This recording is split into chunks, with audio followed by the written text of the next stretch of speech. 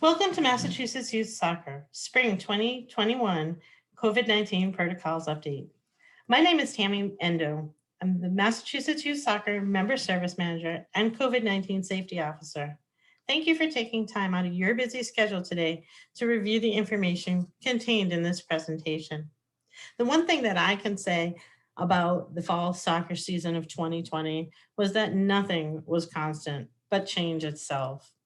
With the ever-changing protocols coming from the federal government, the CDC, the Commonwealth of Mass, and the EEA, we were still able to keep our players out on the field and actively playing, and while keeping them safe.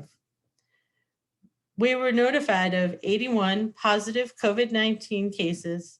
That translates to 0.01% of our registered members for the fall season, and none of those cases were attributed to team spread.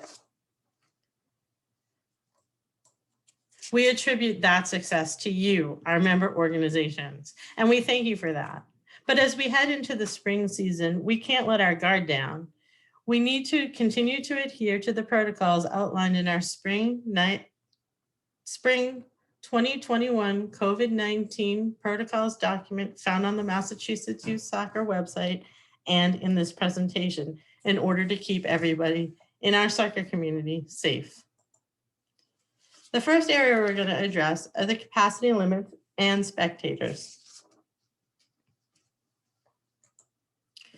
With the spring season comes a revised spectator limit. Players are now allowed 2 adults and siblings at each game. I know this will make many of you happy. Family units will not need to physically distance from each other, but they will still need to physically distance by 6 feet from the next group of spectators. If your facility does not have the space to allow for this change, you may have to enforce a stricter spectator policy. Keep in mind, we want all players to have a parent, a guardian, or a chaperone able to watch their game or their practice. It would be far more difficult for you and your organization to send latecomers back to their car because there was no room than it would be for you to account for the space and make your proper restrictions ahead of time. Capacity limits on playing surfaces and fields have also changed. The previous limit of 25 participants per playing surface has been removed. We are relying on you, our member organizations, to properly manage the number of participants per playing surface with the health and safety of everyone in mind. To do so, we've created recommended field capacities for practice sessions and game situations. On the screen now, you see the recommended field capacity for practice sessions. The easiest way for you to approach this is that you would use this to plan field usage just as you would have prior to the COVID-19 pandemic. The next screen is the recommended field capacity for games. Please continue to set your fields for matches as outlined in the coach's toolkit found in the COVID-19 section of the Massachusetts Youth Soccer website to allow for adequate social distancing on your sidelines for your players and your spectators. Mask guidelines. Per the Commonwealth of Massachusetts, EEA, face coverings are required for all activity on and off the field. This includes players, coaches, referees. And off-field activity includes their spectators. A player may remove their mask while playing for a short mask break when distanced at least 6 feet from the next player. The only exception to this rule would be for a documented medical condition or disability that makes a person unable to properly wear a face mask. Acceptable masks for players are cloth or medical masks that cover the player's nose and mouth and loop behind the ears. Gaiters and masks that tie behind the head are not allowed for players due to the safety concerns that they pose while actively playing. On the screen now you see 2 examples of unacceptable masks. These masks have vents that allow particles to escape, and they aren't recommended as protection for the person wearing them or anybody surrounding them. Attendance. Do you need to take attendance? Short answer, yes. Taking attendance at all Massachusetts youth soccer events is important as it provides us with the ability to notify participants and their families in the event of a confirmed positive case of COVID-19. Contact tracing helps protect our players, their families, and our soccer community by letting people know they may have been exposed to COVID-19 and should monitor their health for signs and symptoms of COVID-19. Helping people who may have been exposed to COVID-19 get the proper testing.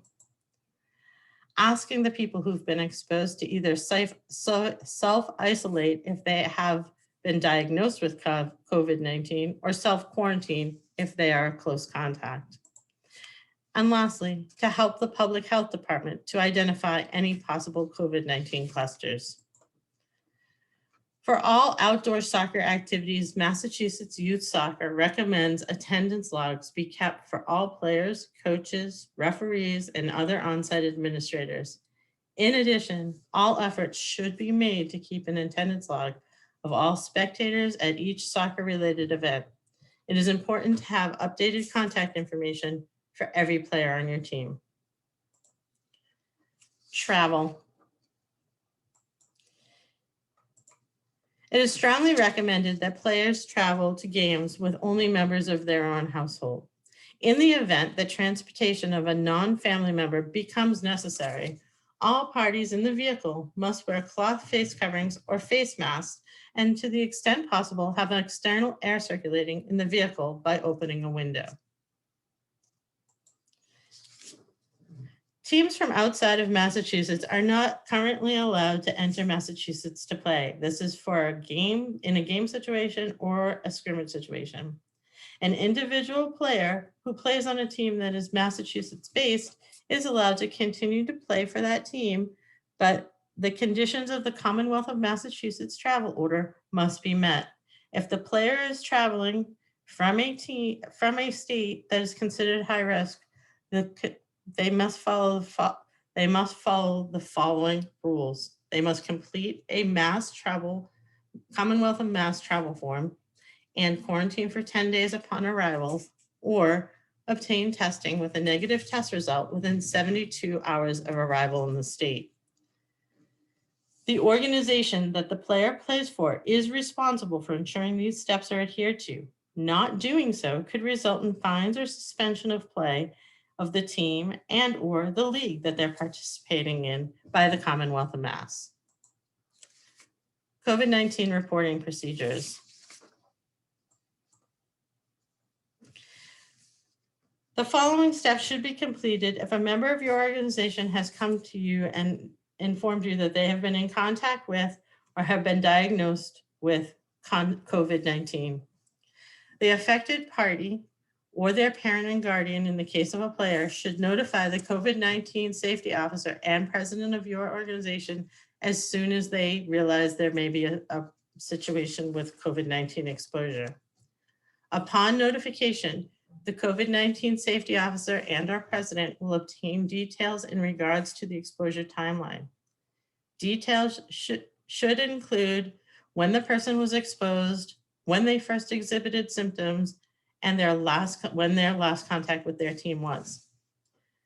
The COVID-19 safety officer and or the president will then notify the local Department of Public Health. You will provide them with the timeline information, but not the information specific to the player, as in who the player is. Once providing the timeline information, the health department will be able to provide you guidance in regards to the next steps you need to take with the team involved. If directed to by the local Department of Public Health, you'll notify those who would be considered close contacts of the affected party using the COVID-19 exposure notification letter. This letter is found on the notifications page of the Massachusetts Youth Soccer website. If a case of COVID-19 is reported to you, regardless of what the Department of Public Health tells you to do in regards to notification, please notify myself, Tammy Endo, the Massachusetts Youth Soccer COVID-19 Safety Officer, using the COVID-19 exposure reporting form. This is found from the COVID reporting section of the Massachusetts Youth Soccer website. If you have any questions or concerns during the entire process of notification, please feel free to reach out to me as well at my email, tendow@mayouthsoccer.org. When can a player return? As this information was provided by the American Academy of Pediatrics. Anyone who has had a history of COVID-19 must get their doctor or Board of Health's permission to return to play. A note from either is required to return. A child who has had a positive COVID test for COVID-19 should have a gradual return to play. Before returning, the child should be screened by their doctor for heart symptoms like chest pain, shortness of breath, fatigue, irregular heartbeat, or fainting. Anyone without symptoms requires a minimum of 2 weeks resting period without exercise or competition. An athlete with symptoms should not exercise for at least 2 to 4 weeks. A child with a positive heart screen may need an EKG.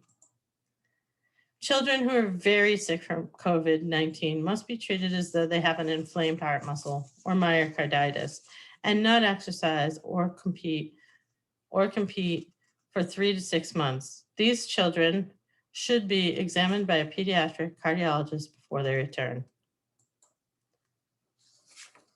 As we reach the end of our presentation, I would again like to thank you for your time.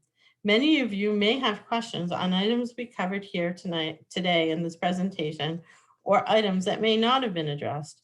And to get your questions answered, please join us on March 25th at 7 p.m. for a live Q&A session. If you have questions that can't wait until that time, please feel free to contact me, Tammy Endo, at tendow@mayouthsoccer.org or 978-598-3610. Again, thank you for your time and thank you for keeping our players safe out on the fields.